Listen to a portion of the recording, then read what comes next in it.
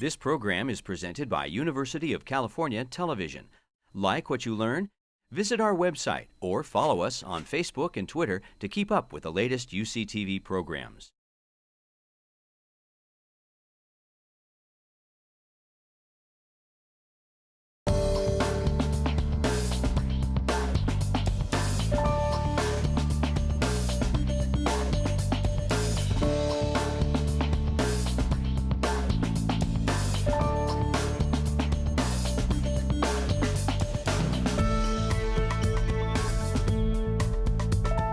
I'm going to go over these things. An integrated life is a life that is rich in qualities the person most desires, and one which shows how connected we all are to each other. And I also included a bunch of pictures of just activities that we've done through Team Davis and other things. So a life really, for all of us, grows from a person's own choices, desires, dreams, and as I shared, experiences from a very early age all the way to our very accomplished artist, Jan Launerdal, whose artwork is behind him. And really making sure that this is a shameless plug for universal screening in Yolo County for Yes to Success.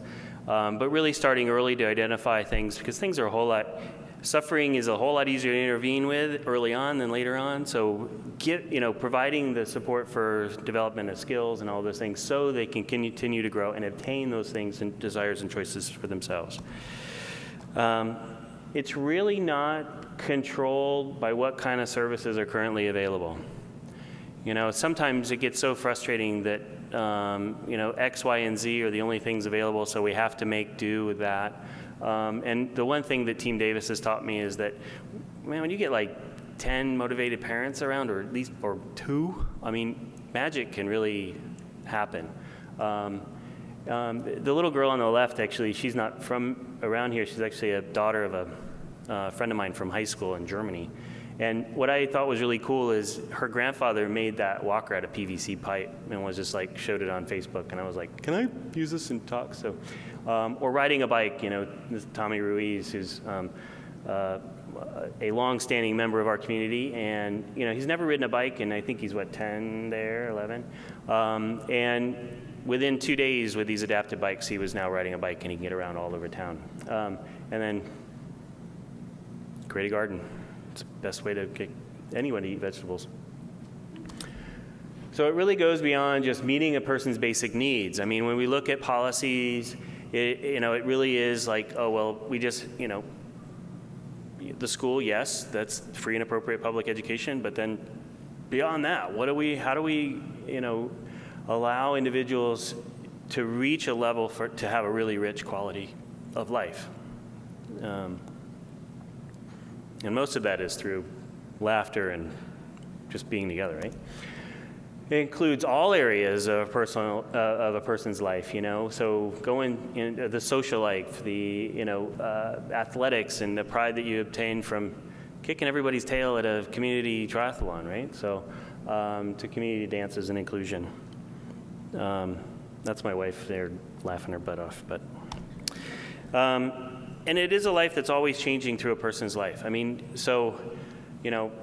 That triathlete that's there, I used to look kind of like that. Now I weld, and so now I don't look like a triathlete anymore. But also, it's really making sure that, you're not pigeonholing someone to say, okay, well, you're going to do this forever, even though their interests change and it's dynamic, and listening to the individual. We had an athlete that passed away 3 years ago, but on her 64th birthday, she was always reminding us, So Coach Kelly's my wife, and she would just say, Coach Kelly, age, it ain't nothing but a number. And that was just her motto. So, really just keeping that sense of creativity and that vibrancy, and just working through all of those things. So, and it's a life which is the kind of life we all want and is not unique to people that happen to have developmental disabilities. So Dr. Seuss, he's the he's the smartest guy in the world, right? So and he helps me live with my weirdness, because we're all a little weird, life's a little weird, and when we find someone whose weirdness is compatible with ours, we join up with them and fall in mutual weirdness and call it love, right? So what I've developed with Team Davis and working with and all the families in my private practice in the Mind Institute and working in the communities is that we celebrate our mutual awareness in love. Just by way of a little bit of more introduction about what I do in my work life, I do workplace health and safety education for the University of California, Berkeley, in a program called the Labor Occupational Health Program. And just to piggyback on the things that Steve was saying about hanging out with people with disabilities can really sort of have an impact on you. So not only am I a parent, but I've been able to work things into my work life where I'm working with employers of people with disabilities, different places around the country, transition teachers, all with the idea of making sure that students and then workers who have developmental and intellectual disabilities also get workplace health and safety education on the job. And as you can imagine, it rarely happens. And so we're really trying to push because people with disabilities often work in very hazardous work, and we don't want to keep people out of those jobs, but we do want to make sure that they're safe and that they know what their basic rights are, et cetera. So just a little plug for thinking about things like that when you think about employment. So I wanted to give a little introduction, as Steve said, to this organization that the three of us are involved in. And then I think what we're going to do is I'll run through things pretty quickly and then ask Heather to come up to talk about a special program that she's running that grew out of our work in Team Davis. And then we're going to showcase 3 Team Davis participants with the idea of looking for how has community integration really played out in their lives, and what are we learning from this discussion in terms of what's needed and what do we need to do in terms of making sure that we're all playing some part in having a fully integrated community. So just to give the little overview, this did start out as the local Special Olympics team, and we're still doing Special Olympics. But in about 2006, we realized we really wanted to do more than what we were able to do as part of Special Olympics. And so we established a board of directors, and we grew from a small number of activities to many sports and other activities. And I just want to say that what I would say as a parent, that one of the main strengths of our organization, and in particular our board of directors that runs the program, is the fact that we have not just parents on the board, and the fact that we have very committed community members like Steve and Kelly, who are both obviously on the board, who are showing their commitment every day and helping to drive the program. So I would just say, cutting to the end, one of the lessons I would say that is really, really important is communities need to have more than the parents involved. They need to have community members. So we currently have about 150 active participants and about 90 regular volunteers. Most of our participants and volunteers are from Davis, but we have other representation from other towns in Yolo County too. And just because it'll give you a little bit of a picture, about 40% are 16 and younger, and 60% are over 17, with most of the folks in that group being between 20 and 40, but we do have a few individuals who are over 40. So our mission was to expand the lives of our participants in a variety of different areas, both physical skills, recreation, lots of different activities. But our main mission has always been, what can we do to create opportunities for community integration, so that it's not we and them, it's us. And so that has been in the back of our minds with whatever we do. So just really quickly, as I said, we're still doing a lot of the Special Olympics sports. In the fall and winter, we do basketball, soccer, and bowling. And then in the summer, we do track and bocce ball and softball and tennis. And those programs are all part of Special Olympics. Each sport culminates with after 8 weeks of practice in a regional tournament. And then these particular spring and summer sports end in a summer games, which it has for the last few years ended up being at the UC Davis campus, which we're thrilled about, as you can imagine. So we also, as I mentioned earlier, started doing a number of other activities, and we have a singing class, and our singing group has performed as part of Aggie Idol, which I don't know whether you guys know about that, but it's on the UC Davis campus. The student athletes on campus have like an American Idol type of program, and for the last few years they've designated Team Davis as the recipient of that, of the donations that come through that, and in sort of to thank them, what we do is our singers get up on stage and sing them a song. So that's happened for the last few years. We also have an art class, which is more for our older participants, and that's regularly held every week, actually, in Steve's clinic in town. And they have showcased their art at Art About Town, which is in Davis many times, and actually most recently at Mind Institute events too. So that makes the artists feel really important, and in fact I've bought a couple of their art too. Is really good. And then finally, one of our parents started what we call Kokomo's, which is our dance party that we have quarterly, and that's also for we make it 13 and above for that. Those are held in families' homes usually. And then most recently, we realized we really were not meeting the needs of our youngest folks. And so we've started a brand new program called our Juniors Program, where we're teaming up with local facilities in town to offer art classes, dance classes, swimming, and actually the most recent one was gymnastics. It's the same as if you signed up for a regular class in any of those facilities, but your friends are part of that, and we provide a lot of volunteers so that there's more one-on-one instruction. So that's the difference. And then finally, I'll just say that we have done a lot of other community-based activities, again, with the idea of trying to integrate into the community better. In one of the local elementary schools for the last several years, we've had about 6 of our participants lead PE classes for a period of about 6 weeks, so twice a week for 6 weeks.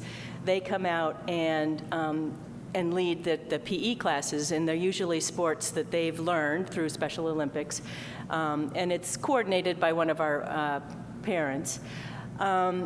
And this year we found out that the families were so excited, and the students were so excited, and the teachers at the elementary school were so excited about this involvement that they've decided to build us a bocce ball court, because we don't have our own. So sometime this fall, we're all getting together to build this bocce court so that we can have a home for our bocce program. And then we also have, we participate in the community races all year round. That's one of Coach Kelly's sports. And so that is another opportunity for community integration. Not only are our folks out in the community, but they also team up with volunteers. So to run together, and so that provides that opportunity. And then every summer for the last few times, Davis Aquadarts has provided us with a swim program. And again, it's another example of volunteers from an organization teaming up with our folks to do something together, in this case swimming, where they really get to know each other over time. And I think that's kind of what we're looking for.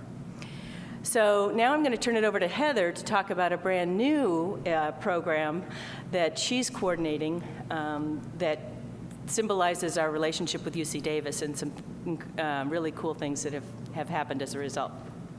Last fall, I was given the opportunity to develop a wellness position for our department, and one of our first initiatives was our partnership with Team Davis. So as an on-campus department and a department that is student reg fee funded, we have to be very deliberate with how we use our resources. About 4 years ago, we developed our strategic plan, and as you can see, we have 4 main core goals and 6 supportive goals. And our partnership with Team Davis really feeds into all areas of our core goals, specifically the community and inclusivity portion and our partnerships portion. On the next slide, this is how partnerships is defined by our department. And as the demographics change on campus, we've really found that it's important for us to extend our reach into the community, not just across campus, but in the greater area, and utilize resources on both sides to really make sure our programs, our services, our offerings are as great and robust as possible. After we formalized our partnership with Team Davis, we brought in the WorkAbility program. This isn't a new program, but it is new to us. It's a state-funded program. As I mentioned before, we are a student reg fee funded department, so it was important that we had a program that we could utilize to pay the individuals coming to work for our department or to work within the WorkAbility program. We provided some of the uniforms, the name tags, the time cards to really start them off with that proper job development. So they came into the Activities and Recreation Center. We had them working, in this photo you see someone working in our equipment checkout room. Some of the items that they would check in and out are towels, locks, safety equipment, a number of sporting equipment items, and really gave them that one-on-one interaction with folks all throughout the day coming in and checking in and out that equipment. We also had students at our front desk swiping in members as they came in for their workout and greeting patrons, developing friendships, and working side by side with our UC Davis students. It was really important that we had that peer-to-peer contact while our WorkAbility students were on shift. In addition to the equipment checkout room and the front desk, we also had a few students cleaning equipment around the facility and really making sure that things were neat and tidy, and they were able to alert us to any items that came up that were a little out of sorts. In the middle of the year, after we had gone 2 quarters into the program, and I did want to mention, we started the program in December of 2013 with 4 students, and in spring of 2014, we ended with 12 students. So within 3 quarters, the program really grew tremendously. And in the middle of the year, I was contacted by 2 different students who had just come into the ARC, had seen our WorkAbility folks, and wanted to learn more. So they decided to write papers for some of their classes about the WorkAbility program and about our partnership with Team Davis. So it really didn't take long before we really saw our reach, not only in our facility, but the message spreading across campus. We were also contacted by the Aggie newspaper very early on, and an article was written about the program and again about our partnership. The next program that we developed was the AGs United program, and we started in fall with a soccer game. It was the only rainy night I think we had in all of fall quarter, of course, but that didn't stop the level of excitement and participation. We had quite a few people come out. And for it being the first game and the first part of the AGs United program, I was running around trying to organize and get everybody settled. And at one point I looked over and some of our UC Davis students had gathered up all of the Team Davis athletes into a big circle, started stretching, started introducing themselves to each other. And immediately it just broke down any kind of barriers that existed. People were excited to be there, played a couple of games, and then by the end of the night, people were high-fiving, giving hugs. It, was within minutes and moments of those relationships just really building. It was really exciting to see. In spring quarter, we included Team Natomas and Team Davis in 2 nights of basketball. And in spring, we had a softball game. And we noticed that about 90% of those first UC Davis students that came out to play soccer returned for basketball and softball because they just had such an amazing experience that first time around. And we started primarily with our own student employees, but by the time we got to softball, we had some graduate students come out to play. We had people from other academic programs and other just students across campus that had heard about the program and wanted to participate. So it was really great to see just in the short amount of time how much it did grow. Finally, we had our 4th annual football clinic this year, and the football clinic was something that was started prior to the partnership that we had formalized with Team Davis.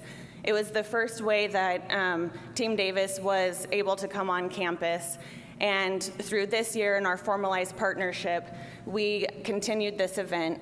We had the Aggie football team, the marching banda, and a number of volunteers come out. And it was an amazing day in the spring quarter, and really, really great to see how the football players interacted with the Team Davis athletes. And additionally, we had about 6 other local Special Olympics teams come out, so it was approximately 70 people participated in that day. We had athletes there as young as 5 years old to about 45 years old. And again, just a wonderful day, a really fun day of sport. The bottom picture, this was all the athletes running through a tunnel with the banda on either side of them. You can't see them in the photo, but just the energy was amazing that day. So through this partnership, we've received a lot of feedback from our students saying that they are really thankful that we've brought this program on campus, and many of them have commented that they've never been exposed to people outside of kind of their own comfort zone with any kind of cognitive or physical disabilities. And immediately, as I said before, the barriers were knocked down, the friendships were built. And on that very basic level, I think our students and staff involved really discovered that, we're all different people. We all want to have fun. We all want to make friends. And we all want to, live a healthy and full life. So it really has been a great program. We're hoping to start WorkAbility back up in the fall with the same amount of people that we ended with and look to expand into some of our sister facilities. We'll continue with our sports and just continue growing and developing those relationships. So now I'd like to pass it back to Robin to talk about some of the other connections that Team Davis has with UC Davis. And I just have to say that out of everything we do, I think everybody's most favorite thing is that football clinic, because the Aggie football players are rock stars. They're celebrities, and so our kids are just our kids and adults are so excited about being part of that. And I'll never forget last year. Coach Ron Gould from who heads up the football team started this drum circle right after the whole clinic, and everybody was involved and kind of dancing, and it was just, I'll never forget it. It was great. Anyway, okay, so just some other connections that we have with UC Davis, just to illustrate what an incredible partnership we feel so lucky to have. For the last several years, we've had a garden on campus that's part of our Good Foods class. So these two are united. The The Team Davis Garden, as well as our Good Foods class, were started by Professor Liz Applegate, that many of you may know on campus, a nutrition and sports professor. And the idea behind this program is that the classes alternate between a classroom setting where our students learn from UC Davis nutrition students all about nutrition, and they cook a little bit together. This is in a classroom that has a kitchen. And then the next week, they go to the garden. They learn lessons in the garden and do some harvesting or some planting, so that there's some connection between what grows in the garden and what you're eating, and in encouraging eating nutritionally. And I just have to say that even though it actually reaches a fairly small number of our participants as compared to our sports programs, which will often bring out 50, 70 participants, this Good Foods program, it's hitting more like 15. But we feel like it's so important because there are about 100 UC Davis nutrition students that have been exposed to our participants, are learning how to break down nutrition so that it makes sense to people. They're learning a lot of skills, and they're getting to develop relationships with our participants. So to me, it feels really, really valuable. We are also connected with the Best Buddies organization on campus. Best Buddies was started by the same people that started Special Olympics 100 years ago. And our Best Buddies organization here at UC Davis, the way it works is there's one-on-one friendships that people are paired with the college buddy, and then they do things together, and they meet as a group, et cetera. I just have to say that the UC Davis Best Buddies organization won the state award this year for the best chapter in the state because of what they have been doing. They're just an incredible group of college students. And then finally, thanks to Steve's involvement at the Mind, we've started to do some things with the Mind Institute, things like showcasing our art or coming and meeting people at various Mind Institute events. So that's been really a nice connection for us that's part of UC Davis, but sort of a broader connection. So I wanted to just kind of finish this part out with showcasing three different Team Davis participants, and to talk a little bit about how Team Davis, at large, is trying to do some community integration, but we're also trying to see, how is it really playing out for our individual participants. And so as I tell these three stories, I hope you'll think about kind of what lessons are we learning from what it takes to get truly integrated into a community, and what are the challenges, and then what can we all do to make this more of a reality. So I'm going to start with Matt, who's my son. And Matt works at Safeway part-time. He's worked there now 6 years. And he is a courtesy clerk at a local Safeway. And what that means is that he does bagging, he does sweeps through the store, he collects carts, he helps customers, he puts food back where it needs to go if it gets left, et cetera. And just a little bit, I've learned, because I'm interested in work, I've learned about the challenges that can happen for somebody with autism that is working, but I've also learned about some of the strengths that come from bringing your own, things to a job. And so one of the things that's been hard for him is having a schedule that shifts all the time, and so that he never really knows when he's going to be working until the week before, sometimes a couple of days before. That's difficult. Having a job that changes a lot and has a lot of pressure, that's difficult. The other thing that's difficult is, and this to me was really interesting when somebody pointed it out, was the difficulty that oftentimes people with autism have in seeing the big picture actually translates into very specific work things. So for example, when he has to pick up a spill, he doesn't see the whole spill, he just looks at the little details. The strength of being able to look at the details is he knows where absolutely everything is in that store, and better than any of the cashiers who've been there longer than he does, et cetera. So it's just interesting to me to see both the challenges and the strengths that come from things like that. Other things about Matt is he has a pet sitting business. He drives as well, which is, I'll tell you that story some other time. I'm okay with it, though. And then now, he's been living alone or on his own for the last, now we're into our third year.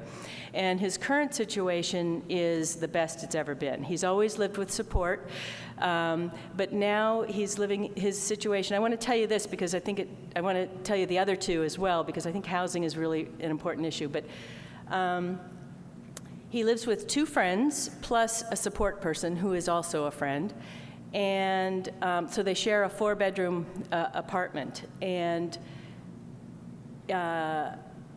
in a housing complex that happens to have, in addition to a lot of other students, also has a lot of people with disabilities who happen to live there, because the housing complex, number 1, provides affordable housing, but number 2 is very welcoming to our folks. And so it's been really, really an incredible experience, and he's much, much happier than he's ever been.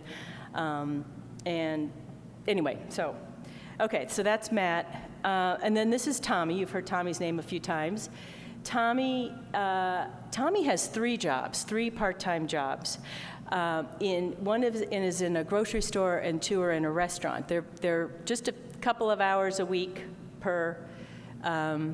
Oh, I forgot to tell you something about Matt. Sorry, it's really important. The firefighters that you see.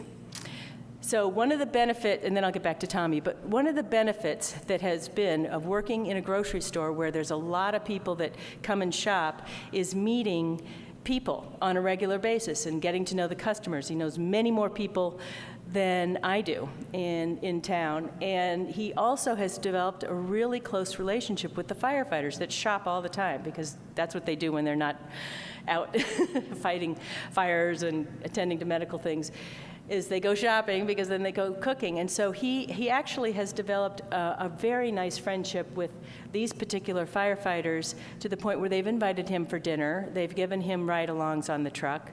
And they also have come a couple of times to watch him play at practices and at tournaments. And I overheard the captain say the other day during summer games, "We're here to see Matt. He's our buddy," and sort of feeling proud themselves. And I think that is what we're looking for, is that level of connection. So Tommy's achieved that too, in a different sort of way. So as I said, Tommy has these 3 jobs, but I think the thing I want to point out the most for Tommy is that he and his mother started a food truck called Tommy's Tacos and Tunes, because Tommy loves music. In fact, he and his family are the ones who started our Kokomo's program. And they provide, do their food truck for different events, but they also once a month open it up to the community to come and buy tacos and sort of have a happy hour with, friends and neighbors, et cetera. And the only way that Tommy can actually do that wouldn't just completely kill his mother with how much work is involved, is the fact that the Best Buddies organization has taken that on to help him.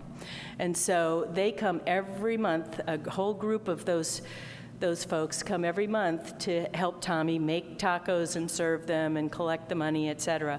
And it's a very, very, they've developed a rich relationship with those folks, because they're the same folks that come back each time. And so he really has, I think, developed friendships that way. Tommy's living situation, he happens to live in the same apartment complex that my son lives in, is a little bit different. He has 2 people who live there who are not folks with disabilities. They're not friends, but they stay there. And the deal with his living situation is that at least one of them has to be there overnight. Otherwise, they provide no support. And so Tommy's support comes in during the day and the evening. And that's just, it's a different model. And we can sort of pull all these things together when we talk about lessons learned in a minute. This is Allie's story. This is Allie. She's also part of Team Davis and participates in absolutely everything. That's Allie at the ARC. So she's part of WorkAbility, and as Heather mentioned, WorkAbility is specifically for 18 to 22-year-olds, and so she's going to be aging out pretty soon. But she's done a very, very good job. Heather can confirm that. And learned a lot of really, really important skills. She also lives in an apartment, not the same one, but she does, with a support staff whose rent gets paid for by the family. So again, a different model. The one thing I want to say about Allie, which I think will lead us to start to think about some things that we need to take away and consider, is the university is set up mostly to support students, and so that's who they hire. So they're not going to hire, I'm sorry to say, not going to hire Allie probably because they have to give their first priority to the students, which I understand. And so the challenge for Allie is going to be to find a job when she finishes. Now, she's going to be a lot further ahead because of the skills she developed through WorkAbility and working at the ARC. Now she has a resume that she can take. But I'm just going to say that it's a big challenge. As we all know, the unemployment rate is really, really, really high for people with disabilities. And so when we talk about community integration, I really think it's important for us to remember we are also talking about employers, and what can we do to convince employers to take a chance and be right there with all of us to learn the important skills and benefits of hanging out and being and employing people with disabilities. The UC Davis Mind Institute was created in 1998 with a promise to find cures for neurodevelopmental disorders. Every day, our physicians and researchers come closer to fulfilling that promise. Their groundbreaking research on autism, Fragile X syndrome, chromosome 22q11.2 deletion syndrome, ADHD, and other brain disorders are helping children achieve their fullest potential. Please visit our website to find out more about current studies, upcoming events, and how you can help make a difference.